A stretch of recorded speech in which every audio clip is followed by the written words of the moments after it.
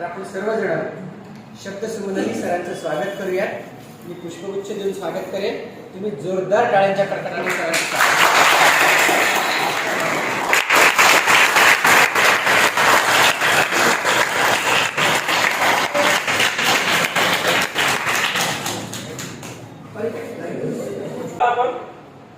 आता तुम्ही 3 कॅटेगरीमध्ये रोगांना डिवाइड करता.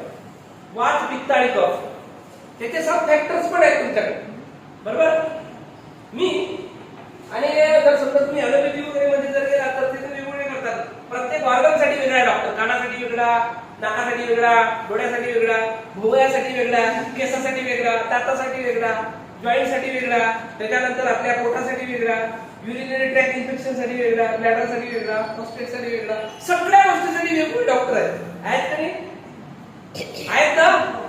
पण आपण आयुर्वेदवाला आणि निसर्गोपचारवाले आणि बाकी इतर जे लोक आहेत ते होलिस्टिक बॉडीचा विचार करतात. होल बॉडीचा विचार करतात, पूर्ण बॉडीचा विचार करतात. कारण रस बिघडला. काय बिघडला? रस बिघडला. रस कसा काय बिघडला? कारण प्रॉपर वेळेवर जे डायजेस्टिव्ह ज्युसेस निघाले होते, तीक्ष्ण भूक लागली होती, त्यावेळेस प्रॉपर पद्धतीने तुम्ही जेवण दिलं नाही त्याच्यामध्ये. तर आपण त्या ठिकाणी कुठे होतो बघाशी की इकडे सगळे विकार असे मग वेगळे होऊन जातात. तर सोबतच मी 4 कॅटेगरीमध्ये त्याला डिवाइड केलेले आहे आणि रोगांची कॅटेगरी आपण अशी ठरवू देतो. एक डिजनरेशन ऑफ सेल. आता डायबिटीस, थायरॉइड. डिजनरेशन सेल्स म्हणजे ज्या पॅनक्रियाज असतात, पॅनक्रियाजवरच्या बीटा सेल आणि कोणत्या अल्फा आणि बीटा. अल्फा आणि बीटा सेल ज्या होतात त्या डॅमेज होतात. त्या डॅमेज झालेल्या सेल असतात, त्याच्यामुळे तिथं काय निर्माण होतं? डायबिटीज निर्माण होतो.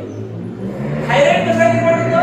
थायरॉइड वरचं जे ग्लँड म्हणजे जे लेयर्स आहेत त्याला सुद्धा ऍसिड डॅमेज करतं आणि मग तिथे निर्माण होतं थायरॉइड सर्कल. म्हणजे जेवढे काही डिजनरेटिव्ह प्रोडक्ट आहेत तेवढे सगळे आपण त्या कॅटेगरी. इरिटेशन ऑफ सेल्स म्हणजे ज्या ज्या ठिकाणी इरिटेशन होतं, म्हणजे जसं इथे स्किनचा डिसीज आणि असतो, तर स्किनचा डिसीज जेव्हा निर्माण होतं तर स्किन डिसीजची व्याख्या डिक्शनरीमध्ये काय आहे की एक तर वातावरण हटून टाका, नाही तर स्किन हटून टाका. कापाचा पाय स्किन डिसीज झालाय मला. उदाहरणार्थ माझ्या पायाला स्किनचा डिसऑर्डर झालेला आहे. त्याचं कितीही मेडिसिन करा तुम्ही प्रायव्हेटचं, ॲलोपॅथीचं, पण तो विकार जाणार नाही जोपर्यंत त्याच्या अन्नात दुरुस्ती करणार नाही तो काही. कारण वातावरणही कमी करू शकत नाही, स्किन काढून फेकू शकत नाही. आपण फेकू शकतो का? नाही. तर म्हणून आपल्याला काय लागते की जेवणामध्ये आपण दुरुस्ती केली तर स्किन डिसीज सुद्धा निघतो. इन्फ्लामेशन ऑफ सेल्स म्हणजे कोलायटिस, मेनिंजायटिस वगैरे जे असतात त्याला इन्फ्लामेशन. शरीरामध्ये इन्फ्लामेशन जर चेक करायचं तर कशा माध्यमातून चेक करतो आपण? सीआरपीच्या माध्यमातून. CRP, C reactive protein. C reactive protein आपल्याला सांगतं की किती प्रमाणात कोणत्या तरी ऑर्गन मध्ये काहीतरी सेल मध्ये स्वेलिंग निर्माण झालेला आहे. मग स्वेलिंगच्या भागमध्ये जर आपण विचार केला तर आपला सिस्ट सुद्धा आली, ओव्हरियन सिस्ट सुद्धा आली, इवन फायब्रॉइड सुद्धा आलं का लक्षात? फायब्रॉइड, सिस्टिकोरी, पीसीओडी वगैरे जे म्हणतात ते सगळ्या गोष्टी इन्फ्लामेशन आल्या. ते कशा निर्माण झाल्या? चुकीच्या खाण्यापिण्यामुळे झाल्या. त्याला सुद्धा आपल्याला रिपेअर करता येतं. त्यानंतर प्रेसिपिटेशन. प्रेसिपिटेशन म्हणजे एक प्रकारे गाळ साचणे. काय? साचणे. आपल्या शरीरामध्ये असे किती भाग आहेत की ज्या ठिकाणी स्टोरेज आहे? Gall bladder storage. बरं, हे जॉइंट्स आहेत. या बोन मध्ये काही स्टोरेज होऊ शकते का? नाही. जॉइंट्स जेवढेही तुमच्या शरीरात आहेत ते जेवढे आहेत ते जॉइंट्स आहेत आणि त्या जॉइंट्स मध्ये स्टोरेज आहे. काय? स्टोरेज आहे. जेव्हा केव्हा तुमच्या शरीरामध्ये एक्सेसिव्ह काही मटेरियल होते ते कुठे जाऊन साठते? इथे जाऊन साठेल, इथे जाऊन साठेल. बघ असे खेकड्यासारखे पण हातपाय करणारे लोक तुम्हाला दिसतील, असे चालणार आहे. Romantic arthritis. आलं लक्षात? या पद्धतीने म्हणजे खेकड्यासारखेच असतात. बघ त्याच्यामध्ये पण काय आहे? तेच रस बिघडला. काय बिघडला? रस बिघडला. म्हणजे त्याच्या शरीरात हे एन्व्हायरमेंट आहे. मग त्या एन्व्हायरमेंटला हळूहळू आपल्याला अल्कलाइन ग्रेड मध्ये द्यावं लागेल. अल्कलाइन ग्रेड मध्ये द्यायचं म्हणजे या ग्रेड मध्ये द्यावं लागेल. आलं लक्षात? त्यानंतर हे लक्षात किडनी स्टोन, कॅटरॅक्ट वगैरे डोळ्यावर जी ती लेअर चढली ती पण काय एक प्रकारचं प्रेसिपिटेशन आहे, गाळ साचण्याची प्रक्रिया आहे. त्याचा पडदा काढतात ना वरचा, पडदा काढण्यामध्ये एक प्रकारे जसं आता हे स्क्रीन आहे, स्क्रीनवर जर असा हात फिरवला तर काय होणार?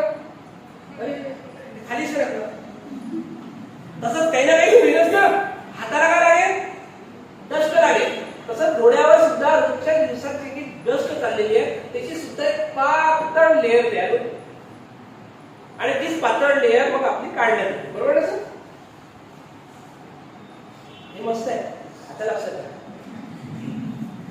कसं आहे, कधी कधी मी काय करतो नेहमी ते माझ्याकडे असं बटन असतं आणि त्यांना असं स्लाइड चेंज करतो, त्याच्यामुळे माहिती नव्हतं. आता हे बरं आहे, असं इथूनच करतो, तिकडे जायचं काम नाही. बरोबर ना? जर तुम्हाला आवडलं असेल तर एक वेळा जोरदार टाळ्या वाजवा.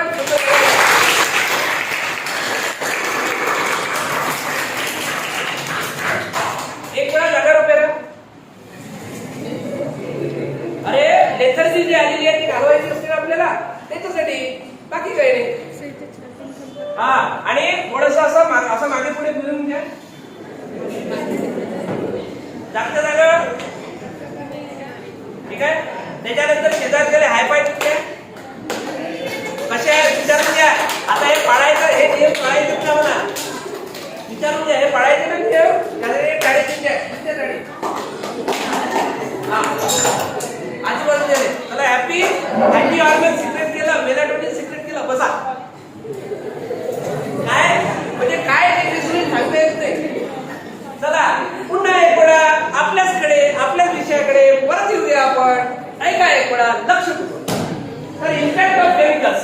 काय इम्पॅक्ट ऑफ केमिकल्स. आता हे सगळं कशामुळे बिघडलं आणि हे कशामुळे झालं, यातले मुख्य 6 घटक. किती घटक आहे? 7 दिले मी का? सप्तधातू आहे ना आपले, मग त्याला मिळतं जुळतं पाहिजे काय ना काही. ते मिळतं जुळतं आहे. साखरेत काय असते? फॉर्मेलिन. त्यानंतर काय असते? फॉस्फरिक ऍसिड असते, सल्फर असते. त्याच्यानंतर वेगळ्या गोष्टी असते. जर साखर तुमच्या शरीरात आली आणि साखर आणि शरीर बोलू लागलं तर कसं बोलेल माहितीये का? शरीराला साखर म्हणेल, म्हणजे शरीर आपलं शरीर साखरेला म्हणेल, अगं साखर तू एकटीच आली. साखर म्हणेल काय करू शरीर दादा, माझ्यासोबत कारखानदारांनी एवढे अत्याचार केले माहितीये. माझा तर पहिले तर काय केलं, उसातून रस काढला. काय काढला? रस काढला. मग तो रस सडला नाही पाहिजे, मग त्याच्यात टाकला फॉर्मॅलिन. काळा पडते ना, मग तो रस सडला नाही पाहिजे. चार्जिंग 3% ओके, चार्जिंग 3% आहे. ओके, काय त्याला सेवा करू. थोडंसं 1 मिनिट लक्षात घ्या.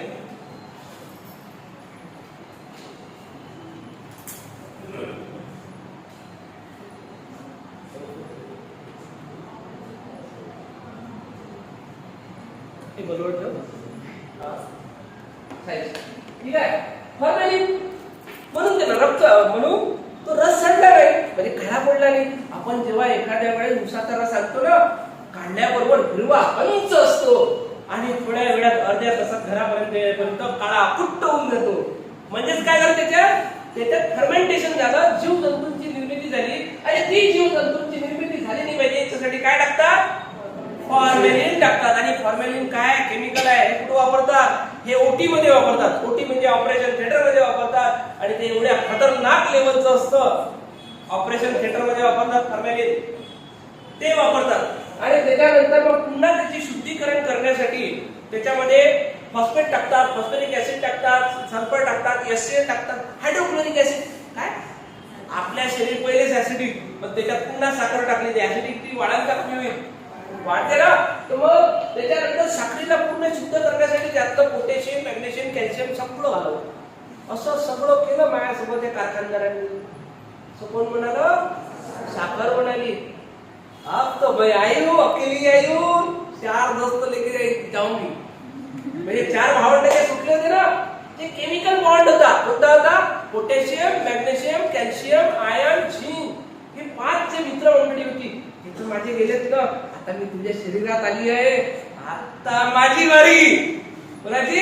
आता माझी वारी. मग ते साखर, potassium, magnesium, calcium, iron, zinc, even सगळ्या गोष्टीला हळूहळू डिस्ट्रॉय करत राहते. म्हणून शरीर दादा धन्यवाद, तुला मला सहारा दिला असं आनंदाने साखर म्हणते. आणि आपण रोजच्या दिवसाला बिमार पडत नाही. म्हणून बिमार पडायचं नसेल तर काय करायचं? साखरेला पर्याय जगरी वापरायची, गुळ वापरायचा, किंवा ते काय असतं गुळाची काकवी वापरायची. आलं का लक्षात? नाही झालं तर नाही वापरायची. अरे तो हत्ती, ती गाय, ती बकरी हे थोडीच म्हणते मला साखरच खायची आहे म्हणून नाही म्हणत. पण आपण असं. त्यानंतर टी मध्ये काय असतं? टॅनिन ऍसिड आणि टॅनिन पण असतो. आता हा जेव्हा टॅनिन ऍसिड जेव्हा तुमच्या वेन्स मध्ये जातो, गुगलला कधीतरी सर्च केलंय का टॅनिन म्हणजे काय? What is mean by tannin? टॅनिनची डेफिनेशन नाही ना? करून बघायची. गुगल सांगेल तुम्हाला की लेदरला हार्ड करण्यासाठी टॅनिन यूज करतात. आता तुमच्या शरीरात लेदर म्हणजे काय? वेन्स, आणि त्या वेन्स मध्ये धावणारा काय? रक्त. आणि रक्त आपलं बिघडलं कारण ऍसिडिक एन्व्हायरमेंट आहे. रक्त कुठं कुठं जाते शरीरात? सगळीकडे ना, म्हणजे पायाच्या नखापासून तर डोक्याच्या केसापर्यंत सगळीकडे जाऊ दे. मग ते जर ऍसिडिक झालेला आहे आणि सोबतच जेव्हा हे टॅनिन सारखा घटक आला तुमच्या वेन्स मध्ये, मग वेन्सचं काय झालं?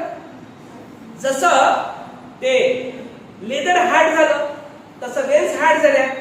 मग जेव्हा तुमचा रक्ताचा फ्लो त्याच्यातून होत आहे त्याला तो ऑब्स्ट्रॅक्ट निर्माण करेल, तेव्हा मग तुम्हाला काय डिटेक्ट होईल? बरं, बीपी म्हणजे ब्लड प्रेशर डिटेक्ट होईल. मग बीपीला जर घालवायचं असेल तर काय करावं लागेल? चहा बंद करावं लागेल. चहामध्ये टॅनिक ऍसिड आहे, टॅनिन आहे, घालवावं लागेल. त्याला आपण त्याच्या 3 महिन्याच्या आत बीपीच्या गोळ्या बंद. तुमच्याकडे पेशंट आले पाहिजे याच्यासाठी सांगतोय की त्याला सांगायचं की बाबा रे माझ्याकडे बीपीचं औषध घे पण तू याने चहा बंद कर. त्याच्या 3 महिन्यात जर बीपीच्या गोळ्या बंद झाल्या तर 4थ्या महिन्यापासून तुमच्याकडे राग लावून देतो की या डॉक्टरांकडे जा. तिथं गेल्यानंतर प्रॉपर गाईडलाईन देते. 3 ते 4 महिन्यात बीपी शुगरच्या गोळ्या बंद होतात. जे म्हणतात की लोक की मरेपर्यंत, सरेपर्यंत, सपनावर जायपर्यंत, आणि मेल्यावरही पोरगा म्हणते आई ह्या गोळ्या तर बाबा खात होते, याचं आता काय काम? जाणून टाक बाप्पासोबत. अशी कंडिशन ज्याची नाही करायची असेल असं वाटत असेल त्यांनी काय करायचं? ह्या गोष्टीचं पालन आपल्या आयुष्यात करायचं, आपल्या प्रॅक्टिस मध्ये करायचं. हे मला तुम्हाला सांगायचं, बाकी काय. कॉफी मध्ये काय? कॅफीन आहे. हे पण काय करतं? तुमच्या शरीरामध्ये तुम्हाला एनर्जी तर तुरंत देतं, पण नंतर डाऊनफॉल येतो, लेथर्जी येतं, उत्साह आला. मग असं काय कामाचं? मग आळस घ्यायला लागतो थोड्या वेळ. मग पुन्हा उर्मी चढवण्यासाठी, गरमी घेण्यासाठी पुन्हा कॉफी प्यायला लागतं. मग काय झालं? ऍडिक्शन झालं ना. मग ऍडिक्शन निर्माण कसं होतं बरं? आणि ऍडिक्शन मधून बाहेर कसं निघायचं ते पण. हे आता स्प्राईट मी पिलोय 7 वाजता, रोज संध्याकाळी 7 वाजता पितोय, आणि माझा लिव्हर काय करतोय? याला अँटी एन्झाईम्स बनवतोय माझं लिव्हर आणि याला पचवून टाकतो. 8व्या दिवशी माझं लिव्हर, पहिलं ब्रेन कॉम्प्युटर आहे, नंतर हे सुपर कॉम्प्युटर आहे. हे काय करा? Tick tick tick tick. संध्याकाळी 7 वाजता स्प्राईट येणार आहे तर तयार ठेवायचं आहे, फटकन रक्तात टाकून दे. मग माझे हातपाय असे हालायला लागले, क्रेविंग व्हायला लागलं. मग हे क्रेविंग थांबवण्यासाठी मग मी काय करतो? चहाच्या कॅन्टीनवर जातो, दारूच्या कॅन्टीनवर जातो, इकडे जातो, तिकडे जातो, आणि ते कारण तुझ्या रक्तात ते क्रेविंग आलेलं आहे. कुठे आलेलं आहे? रक्तात आलेलं आहे. कारण ते अँटी एन्झाईम्स आहे. स्प्राईटला पचवतोय, चहाला पचवतोय, दारूला पचवतोय, व्यसनाला पचवतोय. याचा अर्थ काय? त्या टायमिंग मध्ये जर त्याला ते मिळालं नाही, त्याचं मन म्हणतं वाईट आहे, त्याचं शरीर म्हणतं वाईट आहे, पण त्याच्या रक्तात आलं ना, खून मागताय. आलं का लक्षात? रक्त मागतं ते झालं. मग त्या रक्ताचं ते क्रेविंग, शरीराचं क्रेविंग थांबवण्यासाठी त्याला दारू प्यावं लागते, त्याला चहा प्यावं लागते, त्याला कॉफी प्यावं लागते, त्याला हे सगळे घटक घ्यावे लागतात. म्हणून काय करायचं? अँटी. मग त्याच्यासाठी आपल्या आयुर्वेदामध्ये सुद्धा सांगितलेलं आहे, भगवद्गीतेमध्ये सुद्धा सांगितलेलं आहे. ॲलोवेरा नावाचा एक पदार्थ होता, तो ॲलोवेराला धृतकुमारी सुद्धा म्हणतात. त्या धृतकुमारीचा उपयोग जर तुम्ही अशा कंडिशन मध्ये जर केला तर ऑटोमॅटिकली ते जे ॲलोवेराचा पल्प जो असतो तो लिव्हर पर्यंत त्या गोष्टीला, म्हणजे स्प्राईटला जाऊन देणार. वरच्या वरच हवा आणि पाणी करून टाकत. तुम्हाला माहिती आहे आरटीओ वाले एक अशी मशीन घेऊन असते, तोंडाला लावते, चेक करते हा कार्बन डायऑक्साईडचं प्रमाण वाढलेलं आहे, दर दिला ते बरोबर ना. तर काय चेक करते? कार्बन डायऑक्साईड चेक करते, कारण कार्बन डायऑक्साईड जास्त निघते. स्प्राईट पिऊन जरी गेले तरी तुमच्या प्रमाणात म्हणजे तो मीटर दाखवेल हे किती केलं आहे. पण वरच्या वर हवा आणि पाणी करून टाकते ॲलोवेरा, आणि काही दिवसानंतर एन्झाईम्स जे सिक्रेट झालेलं आहे त्याच्यापर्यंत स्प्राईट पोहोचतच नाही. काय होणार? डिलीट. लिव्हर काय करें? डिलीट. एक फंक्शन जो हमारे पास आ रहा था स्प्राइट का, वो नहीं आ रहा है, इसके लिए उसका चैनल बंद. रोबोटिक टेक अलग. तर त्या पद्धतीने तुम्ही त्याच्यातून बाहेर निघू शकता. म्हणून कॉफी वगैरे ज्या गोष्टी आहेत ते तुम्हाला ऍडिक्शन मधून जर बाहेर निघायचं. काही लोकांना टेस्ट वगैरे असतात, इकडे फुकतात पण इकडे चहा पण पितात आणि इकडे एखादा ग्लास पण असतो. कृपया असे करू नका, कारण आपण आयुर्वेदाचे विद्यार्थी शोधलं पाहिजे. आणि मी बघितले एका ठिकाणी एका महाविद्यालयामध्ये गेलो होतो आणि तिथं माझं लेक्चर वगैरे झालं. त्याच्यानंतर तो म्हणजे आयुर्वेदिक महाविद्यालयाचा प्राध्यापक बसले आणि मस्तपैकी एवढं मोठं सगळं लेक्चर झाल्यानंतर चहा ब्रेड बिस्किट खाऊन राहिला. सर म्हणे एवढ्या लवकर नाही इम्प्लिमेंटेशन होत म्हणे, वेळ लागते म्हणे. बाबा धन्य म्हटलं. म्हणजे जो इकडे षड म्हणजे सप्त धातू सांगतो, जो सांगतो रस बिघडला का सगळे बिघडतात, तो स्वतःचा रस बिघडून राहिला म्हणून हे रस्सा झाला नाही, रस्सा नाही झाला, अंडा झाला. काय झाला? म्हणजे काकडी पण नाही झाली, त्याचा ते काय म्हणते तंबुरा झाला म्हणतो. म्हणजे असा इकडून फुगला आणि मला खालचे दोन पाय असे बारीक सारखे आणि हे वरचं असं बिलकुल पेंग्विन सारखं दिसत होते. असो तो त्यांचा भाग. पण करतो काय आपण? करायला काय पाहिजे त्या गोष्टी लक्षात ठेवा. त्याच्यानंतर आहे लोणचं. हे जे लोणचाचा जो घटक आहे त्या लोणच्याच्या घटकामध्ये असतं बेन्झाईल क्लोराईड. काय असतं? जर तुम्ही डिक्शनरीमध्ये जर बेन्झाईल क्लोराईडचा अर्थ जर शोधला, गुगलवर जर शोधला, तर तुम्हाला लक्षात येईल की हा घटक कॅन्सरची निर्मिती करण्यासाठी कारणीभूत घटक आहे. मार्केटमधलं जे पिकल असतं, मार्केटमधलं जे लोणचं असतं, किडा मुंगीला टाका, खात नाही हो, पण माणूस खातो. ते किडे मुंगीला समजतंय की बाबा हे खाल्ल्याने मी मरेल लवकर. घरचा आहे का, त्याच्यावर मग भुतळी पण लागेल, बुरशी पण लागेल, सगळंच ते लागेल. पण इकडल्याला म्हणत नाही रे दुरूनच बरं, रामराम, बरोबर ना? तर मग दुरून रामराम ते किडे म्हणजे मागोड्या करून जातात. पण आपण हुशार आहोत, बुद्धीचा वापर केला आपण, आणि मग तरी पण आपण तसं जर खात असेल तर कृपया खाऊ नका. घरी बनवलेलं लोणचं खा. पण लोणचं खात असताना एक गोष्ट लक्षात ठेवा, पहिले ती फोड धुवून टाक, मग का धुवायची? यात मीठ आहे भरपूर प्रमाणात. मला एक सांगा, 1 किलो भाजी तयार करायची आहे आणि 1 किलो लोणचं तयार करायचं. 1 किलो भाजीसाठी किती किलो मीठ टाकसान? 2 चम्मच ना, म्हणजे किलोवर नाही टाकतात. पण 1 किलो लोणचं बनवायला किती किलो मीठ टाकसान? पावर अर्धा किलो पावर ना. बघ तुमच्या शरीराची दिवसभराची रिक्वायरमेंट किती आहे मिठाची माहिती का? कमीत कमी 3 ते 5 ग्रॅम. किती? 3 ते 5 ग्रॅम. म्हणजे एक मिठाचा पुडा. घरात 2 व्यक्ती असतात तर किती दिवस चालायला पाहिजे किलोचा? म्हणजे किती किलो मीठ लागायला पाहिजे त्याला महिन्याभराचं? म्हणजे दिवसभरात दोघं नवरा बायको मिळून जास्तीत जास्त 10 ग्रॅम, 300 ग्रॅम. आपण 1-2 किलोचं मीठ पचवून टाकतो. मग आपल्या शरीरातल्या कॅल्शियमची धज्जी आणि ओढांना काय होईल? म्हणून पडल्याबरोबर हातपाय नाही तुटत, हातपाय घ्यायला लागतं नाही तर काय होईल? असे लटकतं ना. मग अरे अरे बाबा काय झालं बाबा, काही नाही पडलो बाबा, अशा सगळ्या गोष्टी होतात ना. तर या सगळ्या गोष्टी झाल्याने काय करायचं? मीठ. ते बेन्झाईल क्लोराईड ऍसिड आलं. पापड मध्ये काय? सोडा. मार्केटचे जेवढे ते पापड आहे इथं लिहिलं काय? सोडा म्हणजे काय? सोडून टाका. कारण तो सोडा जो आहे तो अल्कलाइन ग्रेडचा आहे आणि त्याचा केमिकल फॉर्म मधला आहे. त्याच्यामुळे तो तुम्ही घरात बनवलेले पापड त्याला मुंगे माकोडे त्याच्यानंतर हे पण लागतात, सोडे पण लागतात. पण मार्केटच्या पापडले किती दिवस असं उघड्यावर ठेवा, माशी तर बसत नाही त्याच्यावर. काय नाही बसत? माशी तर बसत नाही. पण आपण काय करतो, मस्त पैकी त्याला पचवतो, खातो आणि बिमारीला आमंत्रण. बेकरी प्रोडक्ट्स, त्यामध्ये काय काय असते, कॉस्टिक सोडा असते, इमल्सिफायर असतं, रायझिंग एजंट असतं, त्याच्यामध्ये ह्या सगळ्या गोष्टी असतात, कलर आणि फ्लेवर्स वगैरे असतात. हे काय आयुर्वेदामध्ये म्हटलेलं आहे की अन्न तयार केल्यापासून 3.5 घंटेच्या आत खायला पाहिजे म्हणून, बरोबर ना? मग हे किती दिवसापासून आहे तयार, आणि याच्यावर लिहून पण ठेवलेलं आहे best before 3 years. Best before 3 years. सेल्फची लाईफ वाढली पाहिजे, माणसाच्या लाईफशी काही घेणं देणं नाही आम्हाला. काय सेल्फची लाईफ वाढली पाहिजे त्याच्यासाठी. आणि तुम्ही मोबाईल घेतला का कधी विकत कोणी, त्याचे फीचर्स चेक करता का? मग याच्यामध्ये जे आहे त्याचा कधी फीचर्स चेक केला का? धरलं का, पडलं का, खाल्लं, बस एवढंच. बिस्किटाच्या संदर्भात विचार करू. हे काय बिस्किटात काय काय असते?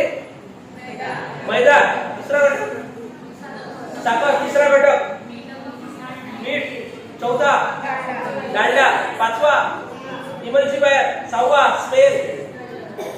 त्यामध्ये एक प्रकारचं गंध येण्यासाठी काय असते, सेन्स, इसेन्स, बरोबर आहे? या सगळ्या गोष्टी. आणि याच्यासोबत लिहिलेलं पण असतं एडिबल ऑइल, नंतर व्हेजिटेबल ऑइल, हे सगळे असतात. त्या बिस्किटाला कडक करून ठेवण्यासाठी ते सगळे टाकले जातात, आणि त्याच्या माध्यमातून निकेलचा मॉलिक्यूल तुमच्या शरीरात असतो. आणि भविष्यामध्ये सुद्धा तुम्हाला होणार काय आहे, मग पॅरालिसिस मध्ये जर जायचं असेल, एखादा असा आळवा चालला मग रस्त्याला, अरे काय सांगू, मुलं बिस्किट खाल्ले, आता हे झाल्यानं तरी बिस्किटच खायला चालू आहे. सकाळी त्याची बायको आणून देते, डॉक्टरनं सांगितलं बिस्किट खाऊ घाल. अरे ज्याला जे भांडलं तेच खाऊ घालते त्याला. आलं का लक्षात? ज्या गोष्टीनं त्याच्या आयुष्यात तसं झालं, हेच खाऊ घालणं सुरू केलंय, तर तो खरंच रिपेअर होईल का? तर कृपया आपल्या संपर्कात असे काही लोक असतील ज्यांना समजा अशा संदर्भातील काही समस्या असतील, त्यांनी माझ्यासोबत संपर्क साधलेले. Refined oil. आता रिफाईंड ऑइल पहिले आपल्या घरी तेल यायचं. काय यायचं? तेल यायचं होतं का? आठवड्याभरात तेल आपण खतम करायचो. शनिवारचा दिवस राहायचा, हनुमानजीले उरलेलं सुरलेलं तेल नेऊन टाकून द्यायचं, बरोबर आहे? कारण तेव्हा कच्च्या गाडीचं तेल आणत होतं. तेल या शब्दाची निर्मिती कशी झाली माहितीये? तिळापासून झाली. कशापासून? तिळापासून झाली. तर तिळापासून तेलाची निर्मिती झाली आहे. आणि आपण तेल कोणतं खातो बरं? तिळाले जर ठेसलं तर त्याचं तेल निघते, जवसाले ठेसलं तर त्याचं तेल निघते, शेंगदाण्याला ठेसलं तर त्याचं तेल निघते, सोयाबीनला ठेचा काहीच निघत नाही, काहीच निघत नाही, आणि त्याचं तेल खाता. मग खरंच तुमचं तेल नाही निघणार तर काय निघणार? आलं का लक्षात? म्हणून ज्या धान्यापासून, ज्या तेल बियापासून खरंच तेल निघतं, त्या तेलवर्गीय बियांचं तेल खाणं आपल्याला हितकारक राहील, अहितकारक होऊन राहिलं आता. म्हणजे रिफाईंड ऑइल, याच्यामध्ये कॉस्टिक सोडा आला, हायड्रोक्लोरिक ऍसिड आला, निकेल आला, प्लस काय आलं? प्लस पाम तेल आलं. त्याच्यात भारत सरकारने 25% त्याच्यामध्ये ऍड करण्याची परमिशन दिलेली. काय? आणि पाम तेल हे कॅन्सर निर्मितीसाठी महत्वपूर्ण घटक आहे. हे पण सायंटिस्टनी, विज्ञानाने लक्षात आणून दिलेलं आहे. तर या गोष्टी आपल्याला थोड्याशा बाजूला ठेवायच्या. मग आता याला अल्टर कसं करायचं? हे जे 7ही घटक आहे, याला अल्टर कसं करणार? साखरेच्या जागेवर गुळाला अल्टर करा, चहापत्तीच्या जागेवर तुम्ही काढा घ्या. आता तुम्ही म्हणता की आता कसं बघ, चहापत्तीची तर आम्हाला सवयच आहे. आता चहापत्ती किती रुपये किलो आहे ओरिजिनल माहिती आहे का? 1.25 लाख रुपये किलो आहे. आता 1.25 लाखाचं उदाहरण. किती लाख रुपये किलो आहे? 1.25 लाख रुपये. लोक म्हणतात झाकली म्हणून, झाकून ठेवता काय? ठेवून फायदा काय नाही. तर 1.25 लाख रुपये किलोची जेव्हा चहापत्ती असते, त्याचे जे पानं असतात, काय पानं असतात, त्या पानांना जेव्हा तुम्ही बारीक करसाल तर त्याची किंमत वाढणार आहे का कमी होणार आहे? किती होणार आहे? वाढेल ना. Various source of free radicals आहे, नंतर exchange of level of free radicals role of. हा पुढच्या आठ मी सांगितलं ना बघा तुम्हाला, की कार्बोहायड्रेट तुमच्या ताटामध्ये किती असलं पाहिजे, म्हणजे ज्या पेशंटचं तुम्ही ट्रीटमेंट करणार आहात, उपचार करणार आहात, 15% कार्बोहायड्रेट त्याच्या ताटात ठेवा. प्रोटीन ठेवायचं असेल तर 25% ठेवा आणि फॅट ठेवायचं असेल तर 60%. फॅटचे वेगवेगळे रूप आहे, म्हणजे पनीर चीज वगैरे ते कसे भेटते माहित नाही, पण फॅटेने घेतलं, प्रोटीन फॉर्म मध्ये जरी घेतलं, पण प्रोटीन फॉर्मला खात असताना त्याला एकतर रात्री भिजवून ठेवा, सकाळी खा, सकाळी भिजवून ठेवा, संध्याकाळी. हा लक्षात. स्प्राउटेड सुद्धा जास्त खाणं चुकीचं असतं, अतिरेक करणं चुकीचं असतं, म्हणून अतिरेक सुद्धा करू नका. ठीक आहे.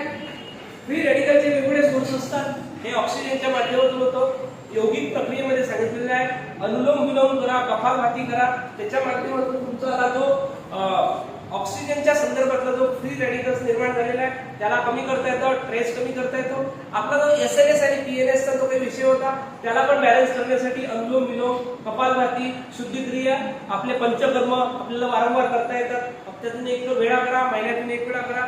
बरं मला सांगा, टू व्हीलर किती किलोमीटर चालल्यानंतर आपण तिचं सर्व्हिसिंग करतो? 2000. मग आपलं शरीर आजपर्यंत किती किलोमीटर चाललं, त्याची कधीतरी सर्व्हिसिंग केली का? नाही. तर सर्व्हिसिंग करण्यासाठी आपल्या आयुर्वेदामध्ये पंचकर्म दिलेलं आहे, ते म्हणजे तुमच्या बॉडीची होल सर्व्हिसिंग असतं. म्हणून वर्षातून किमान एक वेळा तरी सर्व्हिसिंग करा, म्हणजे भविष्यात येणारे जे विकार असतात त्याला आपण टाळू शकतो. लक्षात. माझ्याकडे जे लोक येतात त्यांचे एवढे सगळे पॅरामीटर्स घेत असतो. ते तुम्हाला माहिती आहे ना की भविष्यवाला माहिती आहे, भविष्यवाला तो काय करतो, तुमचा हात पाहतो, चेहऱ्याकडे बघतो, शुष्क त्वचा दिसते, अच्छा ऍसिड वाढलेला आहे, चेहऱ्यावर चमक दिसते, कफ प्रवृत्ती आहे, घुटणे दुखतात, वात प्रवृत्ती आहे. अरे नाही, आपला आयुर्वेदाच्या आहे संपूर्ण. पण महाराज सांगताना सांगते नाही, चेहऱ्यावर पण टेन्शन आहे, घरच्या बायकोबरोबर भांडण झालं वाटते. घरच्याच मध्ये लागते ना, बाहेरची मध्ये लागत, घरच्या बायकोचं भांडण झालं वाटते. मग असं तो सगळं पाहतो. तशा पद्धतीने मी हे पॅरामीटर जे आहे, या पॅरामीटरच्या भरोशात भविष्यात त्याला कोणता विकार होणार आहे हे पाहतो. समजलं का? त्याच्यासाठी हे पाहत असतो, सीबीसी पाहतो, त्याच्यामध्ये ब्लड मध्ये कोणते कोणते पॅरामीटर बिघडलेले आहे ते माहित पडतात. फास्टिंग शुगर घेत असतो. लोक काय करतात, फक्त फास्टिंग शुगरच करतात, पण मी त्याच्यात ऍड काय करत असतो, फास्टिंग इन्सुलिन पण करतो. तुमचं इन्सुलिन किती आहे ते बघा, चेक करा. त्याच्यानंतर इकडे HbA1c 3 महिन्यापूर्वी जे काही तुम्ही साखर गोड धोड खाल्लेलं असेल ते सगळं दिसते तिथे, बरोबर आहे ना. त्याच्यानंतर लिपिड प्रोफाइल, हार्ट मध्ये कुठे कुठे काय काय चेंजेस आहे, किंवा लिव्हर फंक्शनिंग मध्ये काय डायबिटीस आहे, सगळ्या गोष्टी दिसतात. होमोसिस्टिस, आता होमोसिस्टिन आहे काय?